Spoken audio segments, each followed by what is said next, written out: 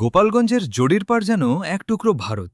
চিন্তা করেন, একটা ইউনিয়নে হিন্দুরা ক্ষমতা পেয়েই গরু বাই বন্ধ করে দিল।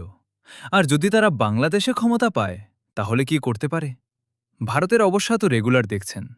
ওরা ঠিকমতো ঈদের নামাজটাও পড়তে পারে নাই, আর কুরবানি তো শুধু স্বপ্ন পর্যন্তই থেকে গেছে। গোপালগঞ্জ জেলার মুকসুদপুর উপজেলার জলিরপাড় ইউনিয়নে গরু জবাই করতে না দেওয়ার জন্য উপর মহলের নির্দেশের ঘটনার কথা দেশব্যাপী আলোচনার জন্ম দেয়। পরবর্তীতে সমস্যার সমাধান করা হয়েছে। এটা কোনো সাধারণ বিষয় না, বরং বাংলাদেশে এটা অতিমাত্রায় অসাধারণ বিষয়।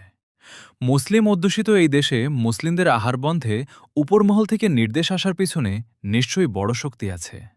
জলিরপাড় ইউনিয়ন হিন্দু অধ্যুষিত ইউনিয়ন, সাথে যোগ হয়েছে মিশনারি খ্রিস্টান। জরিরপাড় বাজারে পাশেই আছে বৃহৎ খ্রিস্টান মিশনারি গির্জা। এই ইউনিয়নের এক চেয়ারম্যান ও ৯ মেম্বারের মধ্যে কোনো মুসলিম নাই, ৮ জন হিন্দু ও ১ জন খ্রিস্টান। বিগত দিনে কোনোদিন এই ইউনিয়নে কোনো মুসলিম ব্যক্তি চেয়ারম্যান হতে পারে নাই।